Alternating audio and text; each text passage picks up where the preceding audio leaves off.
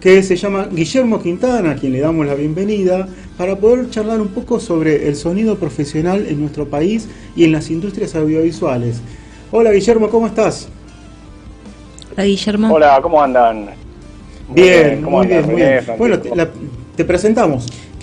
Bueno, lo presentamos. Guillermo Quintana, director de sonido, cofundador de la Sonola, de la productora de sonido que desde el año 2009 a la actualidad desarrolla sus empeños en la industria. Quintana desde el año 97 hasta la actualidad desempeña como editor de sonido, técnico en sonido directo y diseñador de sonido en el ámbito profesional, habiendo realizado centenares de comerciales, tanto nacionales como internacionales.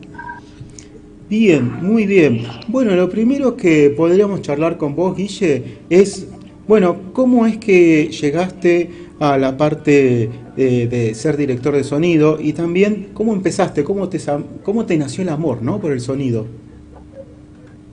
Bueno, es algo bastante extraño, pero es antes de los 20 años, digamos, todos estamos en búsqueda de qué es lo que queremos ser en el futuro, qué nos gusta. Yo siempre tuve en claro la premisa de hacer lo que a mí me gusta, no enfrascarme en actividades que por ahí fueran más remunerativas, pero no fueran felices para mí. Claro, es lo que todos por quieren, aquellos en realidad, años, hacer lo que quieren. Exacto, es lo que todos anhelamos y es lo que, al menos, no sé, los mayores de aquella época te decían que no se podía, ¿no? Bueno, Claro. a mí siempre me gustó llevar un poco la corriente, la contra, ¿no?, de la corriente del momento, y dije, no, yo voy a hacer lo que quiero.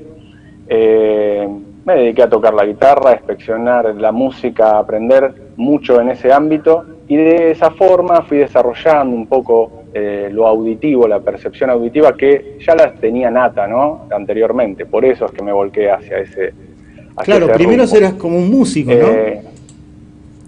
Exactamente, o sea, en la adolescencia me desarrollé como músico bastante y llegó un momento donde tuve que decidir si me dedicaba profesionalmente a la música o algo que para mí pudiera ser más emocionante, y el cine me pareció una buena opción.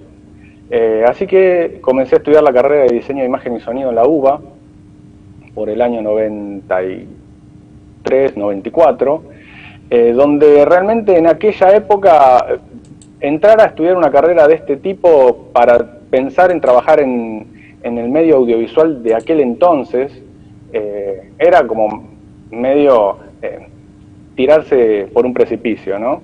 Claro, Guille, porque Sin yo saberlo, recuerdo, le contamos a todos que nosotros nos conocemos de esa época, de la misma carrera, y también estaba en la escuela de cine, empezaban a empezar escuelas de cine, no era algo tan normal antes de la década del 90.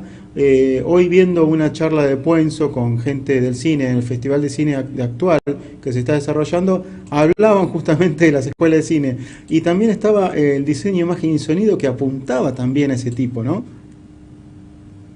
Sí, lo que tenía la carrera de diseño de imagen y sonido, creo yo, a diferencia de las tradicionales facultades de cine, digamos, era como que ampliaban el espectro al resto del universo audiovisual.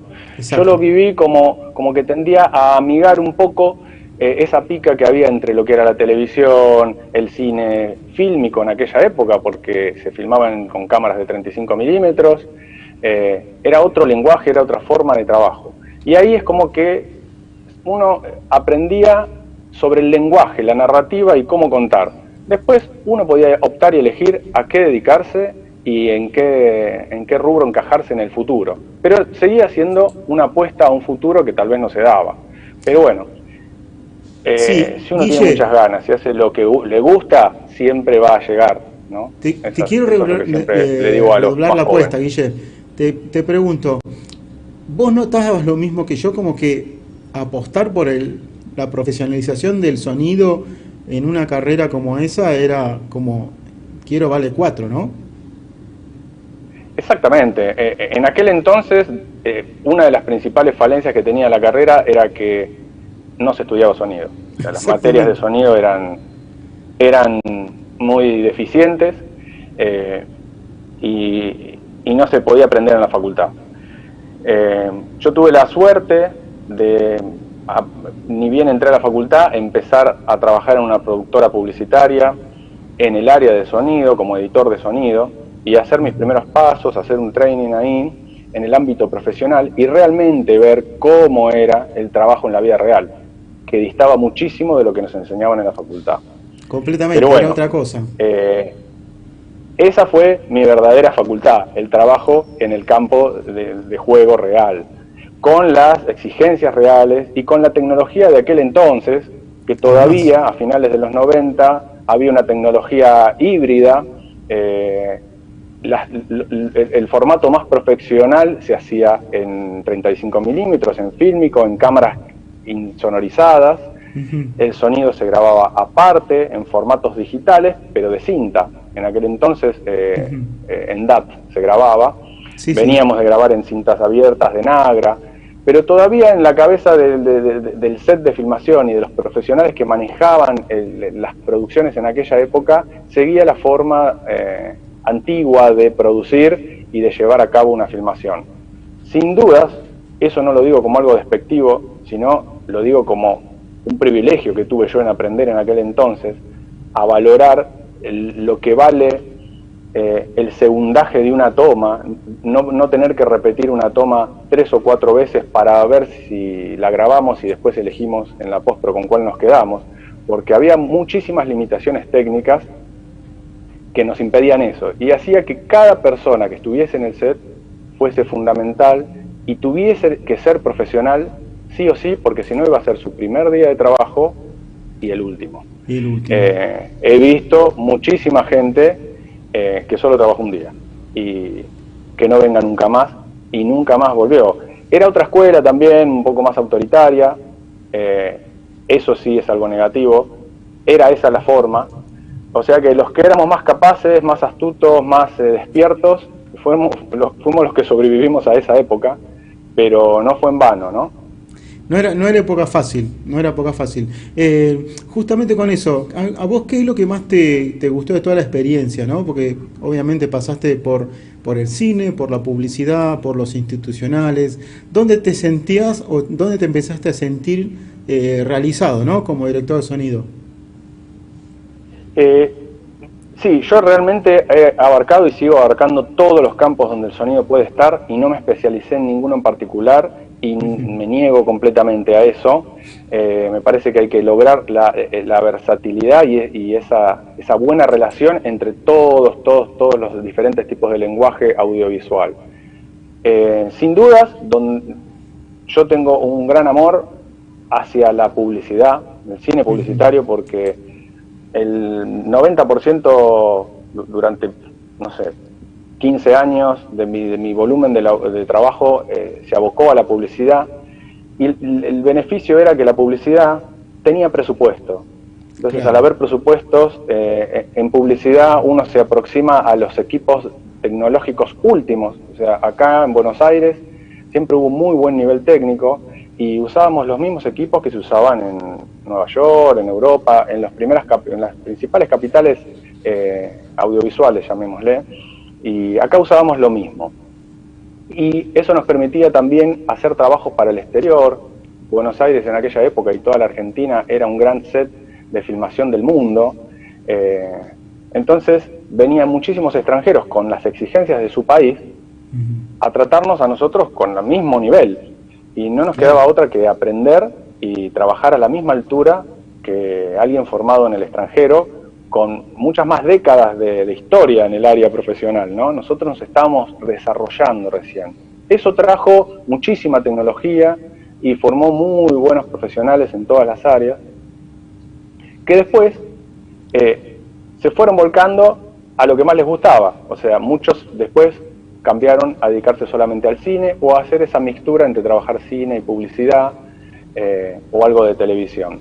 Pero la publicidad sin duda es un nicho importante, porque es como el top del presupuesto. Entonces eso es importante a nivel tecnológico. Si uno se dedicaba al cine, iba a trabajar en la mayoría de los casos más artesanalmente, ¿no? Y más parecido a como se trabajaba antes, las décadas anteriores. Así que yo elegí la publicidad y cada tanto trabajar en cine haciendo largometrajes, pero siempre sin dejar de lado la publicidad.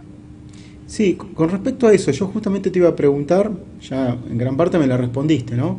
Que hay una cantidad muy grande de profesionales.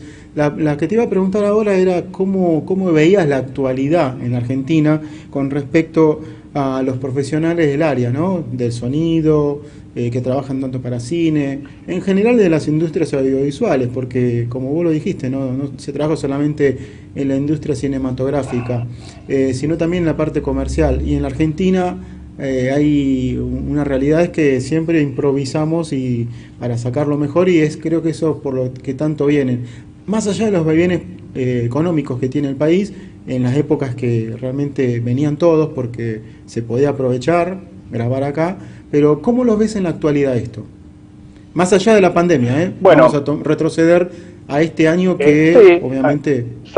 Sí, este año particular y sacando la pandemia de lado, convengamos que siempre fue un área complicada, a pesar de que hubo épocas buenas, del 2000 a 2010 fue realmente una gran época.